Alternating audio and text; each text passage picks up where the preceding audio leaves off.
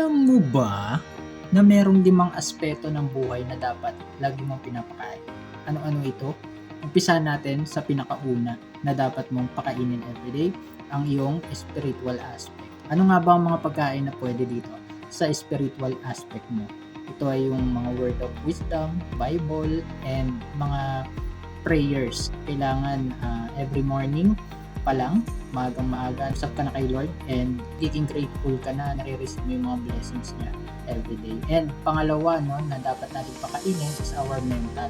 Ito yung about sa ating brain. No? So magpapasok ka o mag-come up ka no, ng mga pagkain na bubusog sa iyong utak, katulad ng pagbabasa ng libro tuwing umaga and pagkakaroon ng thoughts sa isip, no, and to inspire pa rin din sa ibang mga tao. And pangatlo na dapat natin pakainin is our physical. Ayan, so lahat dito pamilyar na, no?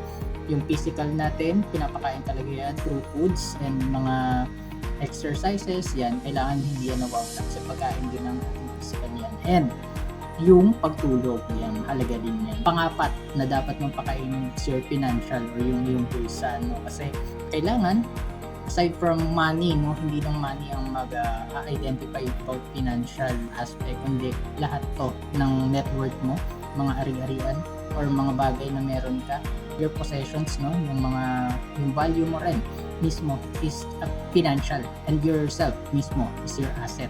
So, bibilangin mo yung iyong financial, kasama ka lahat ng mga nandyan sa'yo, ng mga gamit, kasi money yan dati, no, na-convert lang into something na may pakinabang.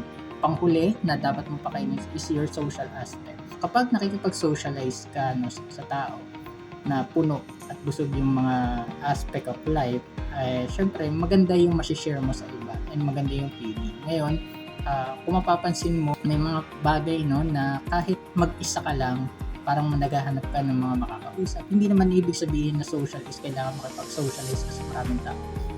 Kahit isa na kaibigan mo o mga relative mo, isang mapagkakatiwalaan mo na masasabihan mo ng mga nilalaman ng iyong isip at puso, yan. So, pwede pa rin naman yung maging social. So, lagi mong pakainin ang iyong 5 aspect of life, and kapag nagugutom yung mga yan, i-identify mo kung saan siyang category, no, nawawala. Baka mamaya kain ka ng kain, akala mo gutom ka lang, pero yung pala ang kulang sa iyo is social, no, social aspects o kaya spiritual aspects. Kapag na-identify mo siya, mas madaling malaman kung saan ka may problema. So yun lang, sana makatulong ako. Salamat, bye bye.